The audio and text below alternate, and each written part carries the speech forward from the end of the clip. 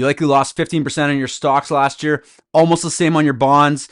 Public real estate was down 25%. This year, bonds are flat. Stocks and real estate are barely in the black. How much more are you willing to lose? Many financial advisors are hunting for alternatives, and most of them are not necessarily experts in what they're suggesting. If you're looking to dabble in alternatives, or your advisors bring this type of investment to you for the first time and their firm doesn't have a long track record in this market, you'd find yourself in serious trouble. Heed some warning with the recent Blackstone REIT that just froze some of his withdrawals.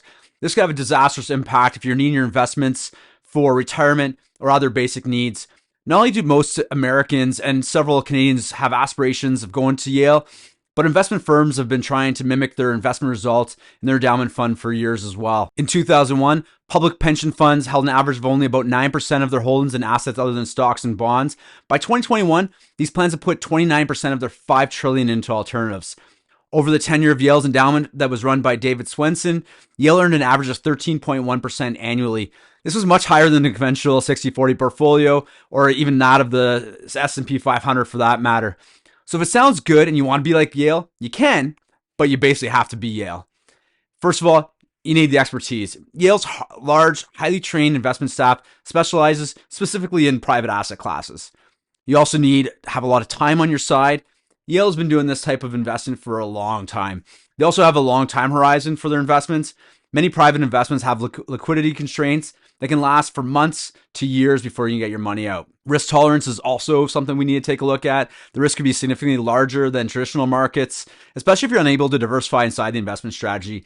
A lot of investment firms have a private holding, but it's one asset class by one asset manager. Yale doesn't rely on these investments for day-to-day operations. It can use new money to invest in asset classes that are experiencing a downturn. So do you personally have investments or cash outside of these alternatives that you want to use? Yale's endowment exceeds $40 billion. And many people who consider themselves high net investors and where these types of investments are being talked about have about that 1 million or plus. But experts suggest you should have 10 million before even thinking about entering this class. So if you're still interested, but haven't quite hit that 10 million threshold yet, you're going to need to partner with a leader that you can trust to be your Yale. As a pioneer and leader in the private asset classes, Harbourfront would be your only real option in Canada at this time. Our highly trained investment staff lives, breathes this world and has done so for years. By using an asset manager solution like what we have at Harbourfront, we find the best managers to minimize risk, increase our diversification, and maximize our returns for our clients.